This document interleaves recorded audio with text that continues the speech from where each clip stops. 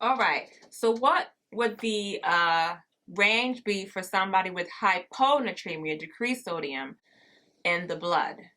So let's talk about the causes. What can cause someone to have low sodium in the blood? Let's think about it. So, like I said, when you have solutes, a solute concentration, when you pour more water, what happens? The solute concentration decreases because it's being diluted, right? So fluid volume overload can cause hyponatremia, right? So how can that happen? Like I said before, the pituitary gland can be ineffective. It can have some problems. One being SIADH, syndrome of insufficient antidiuretic hormone, which I broke down into CADH. Yes, more ADH. Therefore, C as an SI, right? CADH. Therefore, if you have too much antidiuretic hormone being produced, that means you're not peeing, right? You're peeing less, you're keeping in all that fluid, which will cause what? That sodium concentration to be diluted and decreased, right? That's one way. We have another way, which is basically just fluid volume overload. Maybe you're drinking too much water.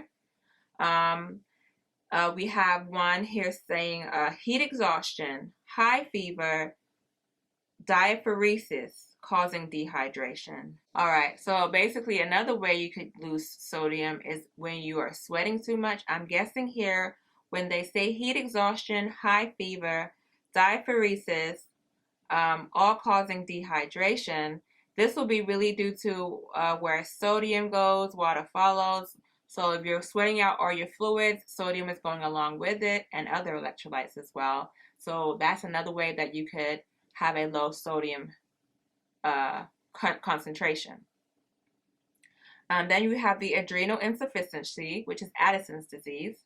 In Addison's disease, your adrenal glands produce too little cortisol and often too little aldosterone.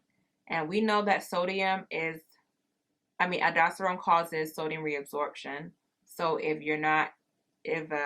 aldosterone isn't being produced properly, as seen in Addison's disease or adrenal insufficiency, then we know that it's being lost and that decreases our sodium concentration. So in Addison's disease, less sodium reabsorption occurs and more potassium is excreted. We have hemiparesis, muscle weakness, or partial paralysis on one side of the body that can affect the arms, leg, facial muscles. Seizures and death may occur when you have an increased fluid volume, as that's decreased perfusion.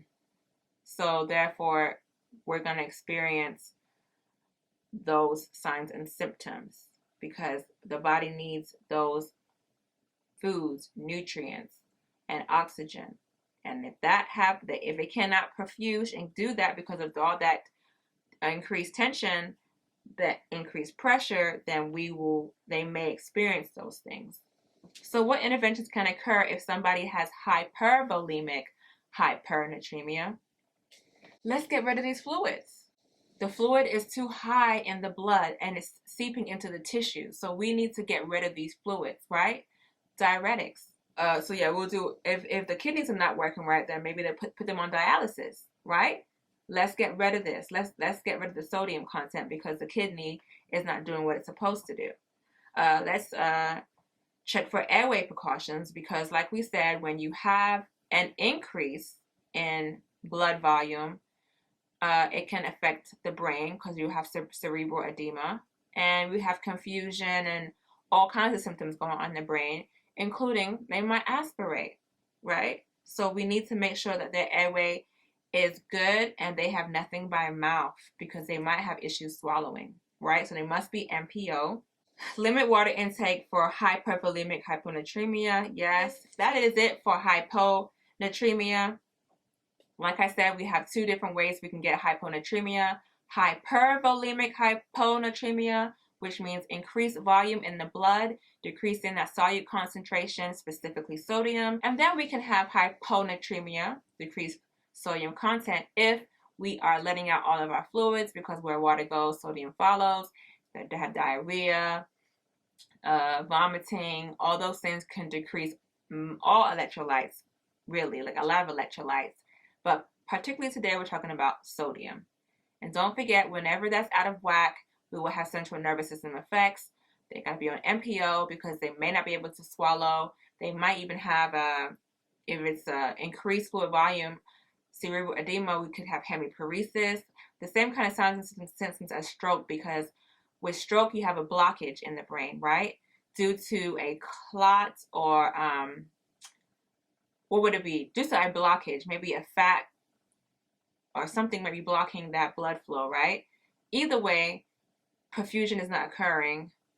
The brain is not getting its oxygen. It cannot function appropriately. Yeah. So anyways, one of the sides will be affected.